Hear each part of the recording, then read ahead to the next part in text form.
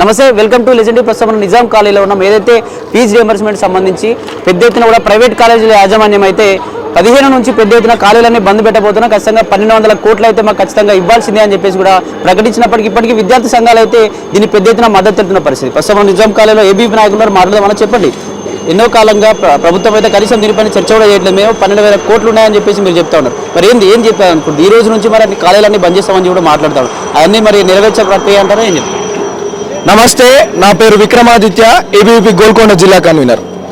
ప్రస్తుతం తెలంగాణ రాష్ట్రంలో ఉన్నటువంటి అన్ని ప్రైవేటు కళాశాలలు, డిగ్రీ ఇంజనీరింగ్ కళాశాలలు బంద్కు పిలుపునిచ్చినాయి. వాళ్ళు అడిగింది ఏంటంటే, అయ్యా న్యాయమైనటువంటి 1200 కోట్ల రూపాయల ఫీజు రియంబర్స్మెంట్ స్కాలర్షిప్లను విడుదల చేయండి. విడుదల చేస్తే మేము జీతాలు ఇచ్చుకోగలుగుతాము, వాళ్లకు సరైన సదుపాయాలు కలిగించగలుగుతాము అని చెప్పేసి వాళ్ళ ఉద్దేశం. కానీ రాష్ట్ర ప్రభుత్వం 1200 కోట్లు కాదు, మేము డిమాండ్ చేస్తుంది ఏంటంటే మొత్తం పెండింగ్లో ఉన్నటువంటి 8,500 కోట్ల రూపాయల ఫీజు రియంబర్స్మెంట్ స్కాలర్షిప్లను వెంటనే విడుదల చేసి విద్యార్థులకు న్యాయమైన విద్యను చేరువ చేయాలా. ప్రభుత్వం ఉద్దేశం క్లియర్గా ఉంది. వాళ్ళ ఉద్దేశం ఏంటంటే విద్యార్థులకు విద్యను దూరం చేయాలి, తెలంగాణ రాష్ట్రంలోని విద్యా వ్యవస్థను నాశనం చేయాలి. అది రేవంత్ రెడ్డి ప్రభుత్వం యొక్క ఉద్దేశం. ప్రభుత్వము విద్యా వ్యవస్థకు సంబంధించినటువంటి ఎటువంటి చిత్తశుద్ధి లేదనడానికి ఒక ఎగ్జాంపుల్ ఏంటంటే, రేవంత్ రెడ్డి తన దగ్గరనే మంత్రి పదవి ఉంచుకొని ఎవరికి ఇవ్వకుండా విద్యాశాఖ మంత్రిని కేటాయించకుండా పరిపాలన చేస్తుండు. అంటే విద్యార్థులు ఏకమై మంత్రులను వాళ్ళను వీళ్ళను అడ్డుకొని ధర్నాలు చేస్తారన్న భయం లేక నీకు చాతగాని తనమా? విద్యా వ్యవస్థను ఇంత నాశనం చేయాలనుకునేడానికి కారణం ఏంది? వచ్చి బేషరతుగా వచ్చి నువ్వు సమాధానం చెప్పి 8,500 కోట్ల రూపాయల ఫీజు రియంబర్స్మెంట్ స్కాలర్షిప్లను వెంటనే విడుదల చేయాలి. విడుదల చేయలేకపోతే ఏబీవీపీ ఆధ్వర్యంలో రాష్ట్ర వ్యాప్తంగానే ఇవాళ మనం చూస్తున్నాం. ఈ వారం రోజులలోనే కరీంనగర్ కానీ, భువనగిరి కానీ ఇలాంటి చాలా కలెక్టరేట్లను ముట్టడించడం జరిగింది. అదే సెక్రటేరియట్కి వచ్చి నీ క్యాంప్ ఆఫీస్కి వచ్చి నీ కుర్చీని కూడా దించే ప్రయత్నం చేస్తాం. మేము తెలంగాణ రాష్ట్రంలో విద్య అనేది చాలా ముఖ్యం. విద్యార్థులందరూ కలిసి ఉస్మానియా యూనివర్సిటీ, నిజాం కళాశాల, సైఫాబాద్ సైన్స్ కళాశాల లాంటి విద్యార్థులందరూ కలిసి కొట్లాడితే వచ్చిన తెలంగాణ ఇది. విద్యా వ్యవస్థను నాశనం చేయకండి, వెంటనే ఫీజు రియంబర్స్మెంట్ స్కాలర్షిప్లను విడుదల చేయండి. దీనికి సంబంధించి ప్రతి ఏటా కూడా విద్యార్థి సంఘాలు మాత్రమే రోడ్లపైకి ఎక్కి దీనికి సంబంధించి ధర్నాలు చేసి, రాస్తారోకోలు చేసి, అరెస్టులు కూడా చాలా మంది పైన కూడా కేసు అయిన పరిస్థితి. కానీ ఇప్పుడు డైరెక్ట్గా ప్రైవేట్ కాలేజీ యాజమాన్యం కూడా దిగింది మీకు మద్దతుగా. కానీ ఏం జరగబోతుంది మరి ఇప్పటి నుంచి? ప్రభుత్వానికి పెద్ద ఎత్తున కూడా ఒక అదైతే రాబోతుందని అనుకోవచ్చు, ఒక యుద్ధం రాబోతుందని అనుకోవచ్చు ప్రభుత్వానికి సంబంధించి. ఎందుకంటే 10 లక్షల మంది స్టూడెంట్స్ అయితే ఇబ్బంది పడే అవకాశం ఉంది దీనివల్ల. ఏం చెప్తారు? 10 లక్షల మంది కాదు, మొత్తం 40 లక్షల మంది విద్యార్థులు ఓన్లీ హైదరాబాద్ నగరంలో చదువుకుంటున్నారు. అంటే ప్రభుత్వానికి ఒక అల్టిమేటం జారీ చేసిర్రు ప్రైవేట్ కళాశాలల యాజమాన్యం. అట్లనే ఏబీవీపీ కూడా ఒక అల్టిమేటం జారీ చేస్తుంది. మీరు బేషరతుగా వారం రోజులలో మీరు ఈ ఫీజు రియంబర్స్మెంట్ స్కాలర్షిప్లను విడుదల చేయకపోతే విద్యార్థులను తండోపతండాలుగా విద్యార్థులను ఏకం చేసి నీ ప్రభుత్వాన్ని కూలగొట్టే ప్రయత్నం చేస్తాం. క్లియర్.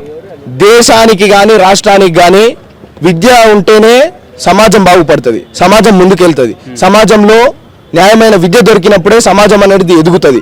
మనం అనుకుంటున్నాం అభివృద్ధి చెందుతుంది భారతదేశం చాలా అని. కాకపోతే దానికి తగ్గట్టు విద్య ఉండాలి, విద్యా వ్యవస్థలో మౌలిక సదుపాయాలు ఉండాలి. తెలంగాణ రాష్ట్రంలో చాలా వరకు ఉస్మానియా యూనివర్సిటీలో 30% మంది ప్రొఫెసర్లు మాత్రమే ఉన్నారు, ఇంకా 70% ఖాళీలు ఉన్నాయి. అవన్నిటినీ భర్తీ చేయాలి. భర్తీ చేసి నాన్ టీచింగ్ స్టాఫ్ని భర్తీ చేయాలి. విద్యార్థులకు సంబంధించిన బిల్డింగ్లు కట్టాలి, హాస్టల్ వ్యవస్థ కల్పించాలి. ఇవన్నింటికి ఇప్పుడు చాలా వరకు ప్రైవేట్ కళాశాలలు సర్టిఫికెట్లను వాళ్ళ దగ్గర ఆపుకుంటున్నారు. కారణం ఏంది? మాకు ఫీజు రియంబర్స్మెంట్లు వస్తలేవు, మీరు కట్టండి, తర్వాత మాకు వచ్చినప్పుడు ఎప్పటికో నాటికో వచ్చినప్పుడు మేము విడుదల మీకు ఇచ్చేస్తాం. అంటే ప్రభుత్వాన్ని ఇదన్నింటికీ సొల్యూషన్ ఏంది అని అంటే ప్రభుత్వము ఫీజు రియంబర్స్మెంట్ స్కాలర్షిప్లను విడుదల చేయడం మాత్రమే సొల్యూషన్.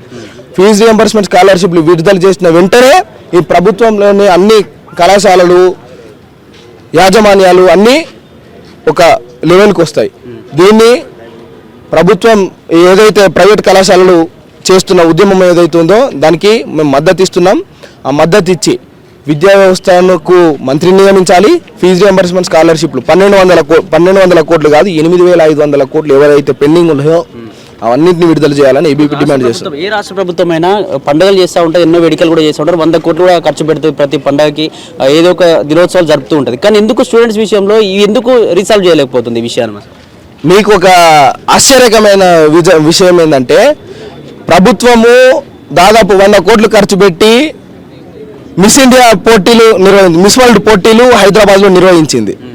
కానీ అదే సమయంలో నిజాం కళాశాల విద్యార్థులు ఉద్యమం చేస్తుంటే, పెద్ద ఎత్తున ఉద్యమం చేస్తుంటే, మాకు హాస్టల్ వసతులు లేవు, ఫీజు రియంబర్స్మెంట్లు వస్తలేవు అని ఉద్యమం చేస్తుంటే 15 కోట్ల రూపాయలు ఇవ్వడానికి సిద్ధంగా లేదు. కోటి విమెన్స్ కాలేజ్లో విద్యార్థినులకు సంబంధించిన మౌలిక సదుపాయాలు లేవు అని చెప్పేసి వాళ్ళు ఉద్యమం చేస్తుంటే, వాళ్ళకు సంబంధించిన 10-20 కోట్ల రూపాయల డబ్బులలో అయిపోయే దాన్ని కూడా విడుదల చేస్తలే. అంటే ప్రభుత్వం క్లియర్గా ఉంది విద్యా వ్యవస్థను నాశనం చేద్దాము అని. పండుగలకు దానికి దీనికి అనవసరమైన ఖర్చులు చాలా చేస్తుంది.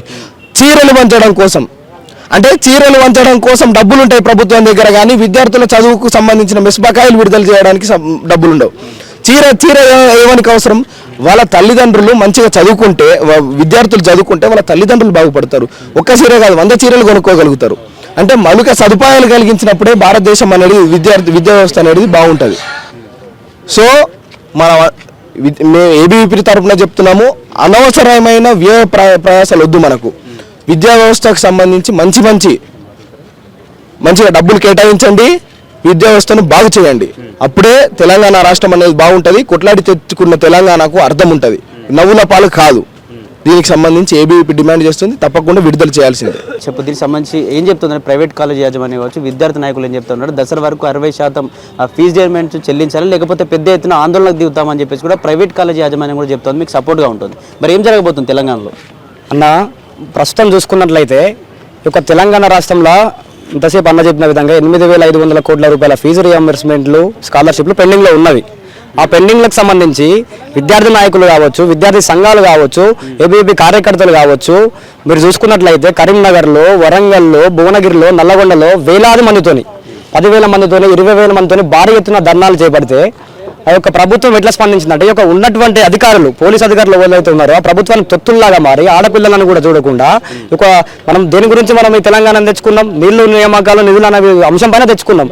ఆ యొక్క 10 ఏళ్ళు గత ప్రభుత్వం గడిచిపోయినప్పుడు మన ఎలక్షన్స్ టైంలో రేవంత్ రెడ్డి గారు మనం నిధుల నియామకాలను తెచ్చుకున్న ప్రభుత్వాన్ని కేసీఆర్ గారు కాపాడలేకపోతున్నారు, ఈ యొక్క తెలంగాణ రాష్ట్రాన్ని ఆగం పట్టిస్తున్నారనే ఉద్దేశంతో ఒక ప్రచారం చేసి విద్యార్థులకి స్కాలర్షిప్లు, ఫీజు రియంబర్స్మెంట్లు, నాణ్యమైన విద్యను ఇస్తాం, విద్యాశాఖకు అధిక డబ్బులు పంపిస్తాం, విద్యాశాఖను మెరుగైన దశలో తీసుకువెళ్తామని చెప్పినటువంటి రేవంత్ రెడ్డి గారు నిరుద్యోగులకు ప్రతి ఒక్కరికి కూడా 2 లక్షల రూపాయలను అందిస్తామన్నటువంటి నిరుద్యోగ రేవంత్ రెడ్డి గారు ఈరోజు విద్యార్థులు మా హక్కుల కోసం, స్కాలర్షిప్ల కోసం ఫీజు రియంబర్స్మెంట్ రోడ్లకి ధర్నాలు, రాస్తారోకాలు చేస్తూ ఉంటే అమ్మాయిలను కూడా చూడకుండా లేడీస్ ఎవరైతే వరంగల్, కరీంనగర్లో ఉన్నారో ఆడపిల్లలు కాళ్ళతో తంతున్నటువంటి పరిస్థితి ఒక తెలంగాణ రాష్ట్రంలో నెలకొంది.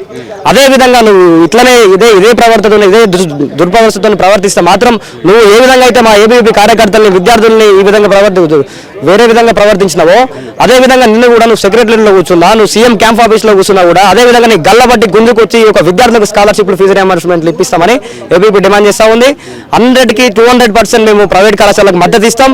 ఎందుకంటే విద్యార్థుల భవిష్యత్తు అక్కడ, విద్యార్థుల కోసం ఎంత దాకైనా పోతాం, ఎన్ని పోరాటాలన్నా చేస్తామని అఖిల భారతీయ విద్యార్థి పరిషత్ తెలియజేస్తాం. ఫీజు రియంబర్స్మెంట్ చేసే అవకాశం ఉంది. ఎందుకంటే ప్రభుత్వం చాలా సార్లు అధికారంలోకి వచ్చినప్పుడు నుంచి చెప్తుంది డబ్బులు లేవు, గత ప్రభుత్వమే కొన్ని లక్షల కోట్లు మింగింది, ఇప్పుడు మా దగ్గర డబ్బులు లేవు, కొంచెం సమయం ఏమైనా ప్రతిసారి చెప్తూ వస్తూ ఉంది. మరి నిజంగా సాల్వ్ అయ్యే అవకాశం ఉందంటారా తొందర? ప్రభుత్వం లేదే మాట ఇస్తే డబ్బులు లేవు, నన్ను కోసిన రూపాయలు లేవు, నన్ను పిన్నిన రూపాయలు అని రేవంత్ రెడ్డి నీకు 100 కోట్లు పెట్టి మిస్ వరల్డ్ చేసుకోవచ్చు, నువ్వు 1,00,000 కోట్లని మూసి ప్రక్షాళన ఇచ్చినావు. ఏది పనులు స్టార్ట్ అయినా హైడ్రాకి దుబారాగా పైసలు ఖర్చు పెడుతున్నావు. పేదల్ని 100 కోట్లు ఖర్చు పెట్టి పేదల్ని రోడ్డు మీదకి ఇడుస్తా ఉన్నావు.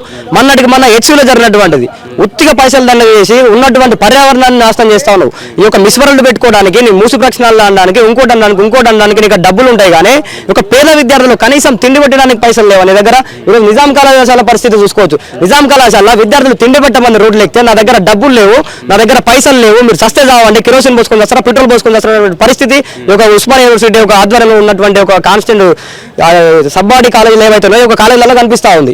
ఈ యొక్క బట్టి విక్రమార్క గారు ఈ కాలేజీలో చదువుకున్నారు కదా, బట్టి విక్రమార్క గారు ఈ యొక్క బట్టి విక్రమార్క గారు ఈ యొక్క నిజాం కళాశాలకు వస్తే వేడుకున్నాం, కాళ్ళ మీద పడ్డాం, కాన్వాయ్ గడ్డం పడ్డాం, కాళ్ళ మీద పడ్డాం, మొక్కినాం, దండాలు పెట్టినాం, దశకాలు పెట్టినాం. ఆయన రోజేమన్నాడు, ఇంకో వారం రోజుల్లో నేను నిజాం కాలేజీకి వస్తాను, నేను నిజాం కళాశాలలో 20,000 మందిని నేను బయట బహిరంగ సభ పెడతా, బహిరంగ సభ పెట్టి కనీసం ఒక 50% స్కాలర్షిప్ రిలీజ్ చేస్తున్నటువంటి బట్టి విక్రమార్క గారు ఆశ లేదు ఊసు లేదు. రియాలిటీకి 3 నెలలు గడిచిపోతుంది. బట్టి విక్రమార్క గారు ఇక్కడికి వచ్చి 3 నెలలు గడిచిపోతున్న కాలంలో కూడా 50% కాదు కనీసం 15% కూడా స్కాలర్షిప్లు విడుదల చేయని పరిస్థితి. ఆ యొక్క స్కాలర్షిప్లు విడుదల చేయకపోవడం కారణంగా అనేక జిల్లాల నుంచి, వరంగల్ నుంచి, నిర్మల్ నుంచి, ఆదిలాబాద్ నుంచి, మారుమూల అక్షరాత్యలు లేనటువంటి మహబూబ్నగర్ నుంచి, అమరాబాద్ అడవుల నుంచి ఇక్కడ విద్యార్థులు చదువుకోవడానికి వస్తారు. పేద విద్యార్థులు ఇక్కడికి వచ్చిన విద్యార్థుల్ని నువ్వు గేట్ లోపల అడుగు పెట్టే ముందుగా ఫీజుల దాడి చేస్తా ఉండాలి. వాళ్ళ మీద ఒక్కొక్క విద్యార్థికి సెల్ఫ్ ఫైనాన్స్ కోర్సులను పెట్టేసి వానికి 60,000 కాలేజ్ ఫీజు తీసుకుంటాడు, వానికి హాస్టల్ ఇయ్యాడు, వానికి ఫీజు రియంబర్స్మెంట్ రాదు. వాడు ఎక్కడ పోవాలన్నా కేవలం సెల్ఫ్ ఫైనాన్స్ అని ఒక పేరు పెట్టి నువ్వు ఈరోజు విద్యార్థుల దగ్గర వేలకు దోసుకున్నటువంటి పరిస్థితి. అదే కాకుండా నువ్వు స్కాలర్షిప్లు రిలీజ్ చేయకుండా ట్యూషన్ ఫీజులని, ఎగ్జామ్ ఫీజులని ప్రైవేట్ కళాశాల నయమన్నా 20,000 30,000తో అయిపోతుంది. ఇంత పెద్ద నిజాం కళాశాల ఒక బీబీఏ కోర్సు ఉంటే 44,000, ఒక సెల్ఫ్ ఫైనాన్స్ కోర్సు ఒకటి బీకామ్ కోర్సు ఉంటే 27,000 రూపాయలు. ఈ విధంగా ఫీజులు పెట్టి విద్యార్థులని చాలా ఇబ్బందులకు గురి చేస్తా ఉన్నారు. మెస్సు విషయానికి వస్తే ఒక 2 నెలలు నిజాం కళాశాల ఏబీపీ కార్యకర్తలు కావచ్చు, నిజాం కళాశాల ఏబీపీ విద్యార్థులు కావచ్చు, రోడ్డు మీద కోసం ధర్నాలు చేస్తే అప్పుడు నువ్వు ఏదో నామకేవ హాస్టల్ చూపాలని హాస్టల్ ఓపెన్ చేసినావు. ఓపెన్ చేసినప్పటికీ కనీస పౌష్టికాహారం పెట్టలేని పరిస్థితి ఒక నిజాం కళాశాలలో కనిపిస్తూ ఉంది. కనీసం ఒక విద్యార్థికి పౌష్టికాహారం, ఒక గుడ్డు, ఒక అట్టిపండు కూడా ఇవ్వలేని పరిస్థితి. ఎందుకు ఇస్తున్నారంటే మాకు అక్కడ పైసలు లేవు. గోంగూర చట్నీ, టమాటా చట్నీ తప్ప ఇంకో డబ్బు పడవు ఆ మెస్లల్లో. ఈ నిజాం కళాశాల కాదు, సైఫాబాద్ కళాశాలలో అదే పరిస్థితి. ఆ సిటీ కాలేజ్ అంత పెద్ద ప్రఖ్యాతి దాదాపు ఇంకో 4 సంవత్సరాలు అయితే 100 సంవత్సరాలు పూర్తి చేసుకుంటారన్న. ఆ సిటీ కాలేజీకి నువ్వు ఇంతవరకు హాస్టల్ పెట్టలేదు. ఎక్కడెక్కడి నుంచో వేలాది మంది విద్యార్థులు సంవత్సరానికి 1,400 1,500 అడ్మిషన్లు వస్తాయి. ఆ విద్యార్థులందరూ ఎక్కడ ఉండాలి? ఏమనంటే బీసీ హాస్టల్ ఉన్నాయి కదా, ఎస్సీ హాస్టల్ ఉన్నాయి కదా, సంక్షేమ హాస్టల్ ఉన్నాయి కదా అని ఒక రేవంత్ రెడ్డి చెప్తా ఉండు. హాస్టల్ ఉన్నాయి కరెక్టే, కానీ అక్కడ పోయేసరికి ఆల్రెడీ పీజీలు డిగ్రీలు కంప్లీట్ చేసిన వాళ్ళు బీసీ హాస్టల్లో ఉంటున్నారు. కొత్త వచ్చిన విద్యార్థులకు ఇబ్బంది అవుతుంది. మీరు ఎందుకు ఉంటున్నారంటే మాకు నోటిఫికేషన్లు విడుదల చేస్తున్నారు, మాకు ఉద్యోగాలు వస్తున్నాం, మేము ఎటు ఏం పని చేసుకో, మాకు అక్కడ భూమి లేదు, కూలి లేదు, పని లేదని వాళ్ళు అంటున్నారు. ఈరోజు ఈ ఫీజులు విడుదల లేని కారణంగా విద్యార్థులన్నా క్యాటరింగ్ పనులు అడ్డం మీద కూలీలాగా మారుతున్న పరిస్థితి ఒక తెలంగాణ ఎంత దిగజారిపోయిందో ఒకసారి ఆలోచించండి. చిన్న చిన్న రాష్ట్రాలన్నా, ఈశాన్య రాష్ట్రాలు ఆ యొక్క రాష్ట్ర బడ్జెట్లలో 13-14% విద్యారంగాన్ని కేటాయిస్తారు. ఈ తెలంగాణ రాష్ట్రంలో మనం అసెంబ్లీ సమావేశాలు పెట్టుకుంటే కనీసం ఇంతకుముందు ఎప్పుడు ఎట్లా జరిగేదన్నా 20 రోజులు 30 రోజులు అసెంబ్లీ సమావేశాలు జరిగేది.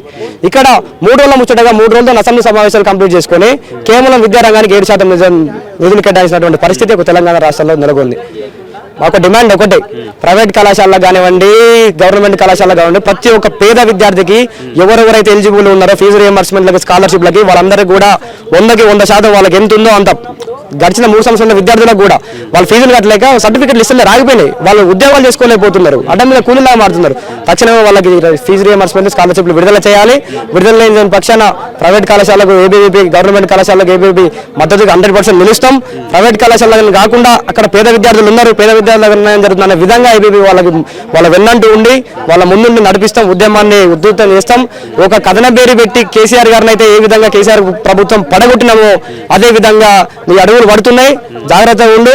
ఒక 50% కనీసం ప్రజెంట్ నడవడానికి నువ్వు ఏదేదో పెడుతున్నావు అన్న మిస్ ఇండియా పెడుతున్నావు, కనీసం ఒక 50% అన్న నిధులు కేటాయించి ప్రజెంట్ ఈ యొక్క విద్యారంగాన్ని నడిపిస్తే మంచిగా ఉంటుందని ఏబీపీ డిమాండ్ చేస్తూ ఉంది. డిమాండ్లు తీర్చని పక్షాన రాష్ట్ర వ్యాప్తంగా నిన్న వేలాది మందితో చేసినాం, ఇప్పుడు లక్షలాది మందితో సెక్రటరీ ముట్టడిస్తామని ఏబీపీ డిమాండ్ చేస్తా ఉంది. ఓకే బ్రదర్, చెప్పు, ఎన్నో రోజులు మీరు ఫీజు రియంబర్స్మెంట్ గురించి రోడ్లపైకి ఎక్కుతా ఉన్నారు, మీ పైన కూడా కేసులు అవుతున్నాయి, కాలేజీలో కూడా చాలా ఇబ్బందులు పడుతూ ఉన్నారు. అటు ప్రిన్సిపల్స్ కావచ్చు, మీ పైన ఏదైతే ఫీజులకు సంబంధించి కావచ్చు, అటెండెన్స్ పర్సెంటేజ్ కావచ్చు, ఇట్లా కూడా ఇబ్బందులు జరుగుతున్నాయి. అయినా కూడా స్టూడెంట్స్ పక్షాన పోరాటం చేస్తూనే ఉన్నారు. మరి ఏం చెప్తారు? ఇప్పుడైతే కాలేజీలు 15వ తేదీ నుంచి కాలేజీలు బంద్ అని చెప్తున్నారు, కానీ దీనికి సంబంధించి ఎన్నో లక్షల పిల్లలు అయితే ఇబ్బంది అయ్యే ఛాన్స్ ఉంది. కాలేజీ పిల్లలు మరి ఏం చెప్పాలనుకుంది దీనికి సంబంధించి ప్రభుత్వం ముందుకు వచ్చే ఛాన్స్ ఉందంటారు? నమస్తే, నా పేరు Vishnu, ABP Nizam college secretary. ఏదైతే ఫీజు రియంబర్స్మెంట్ స్కాలర్షిప్స్ దాదాపు మన తెలంగాణ రాష్ట్రంలో 10,000 కోట్ల బడ్జెట్ రిలీజ్ చేయకపోవడం చాలా సిగ్గుచేటు. దానికోసం కళాశాల ప్రిన్సిపాల్, కళాశాల యాజమాన్యాల దగ్గరికి వెళ్ళి అడుగుతుంటే యాజమాన్యాలు ప్రభుత్వాలకు తొత్తులుగా మారిపోయారు. పోలీసులు కూడా ఆఖరికి తొత్తులుగా మారిపోతున్నారు. ఇంకా ఎవరిని అడగలేకపోతున్నాం.